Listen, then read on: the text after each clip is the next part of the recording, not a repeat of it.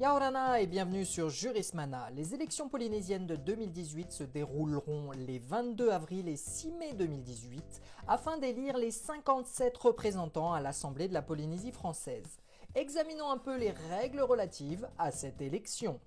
L'Assemblée de la Polynésie française est composée de 57 membres élus d'un mandat quinquennal et elle se renouvelle donc intégralement tous les 5 ans. La collectivité polynésienne forme une circonscription électorale unique composée de 8 sections qui sont dotées d'un nombre variable de sièges allant de 13 pour les plus importantes à 3 pour les moins densément peuplées. Les représentants à l'APF sont élus au scrutin de liste à 2 tours. C'est pour cela que vous avez pu constater plusieurs listes électorales divisées en sections et à l'intérieur desquelles vous avez un classement entre les différents candidats. Les sièges sont attribués aux candidats dans l'ordre de présentation dans chaque section.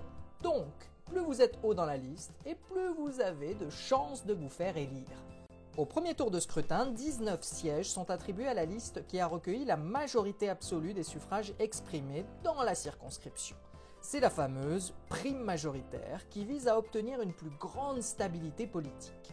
Je rappelle que la majorité est absolue quand on arrive en tête avec plus de 50% des voix des électeurs ayant voté.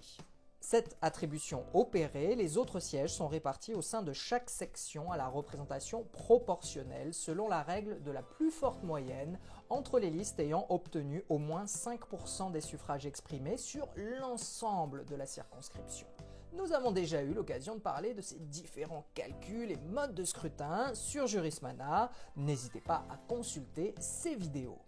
Cela arrive assez souvent, mais si aucune liste n'a recueilli la majorité absolue des suffrages exprimés au premier tour, un second tour se tient la semaine suivante. Seules peuvent se présenter à nouveau les listes ayant obtenu au premier tour un nombre de voix au moins égal à 12,5% du total des suffrages exprimés.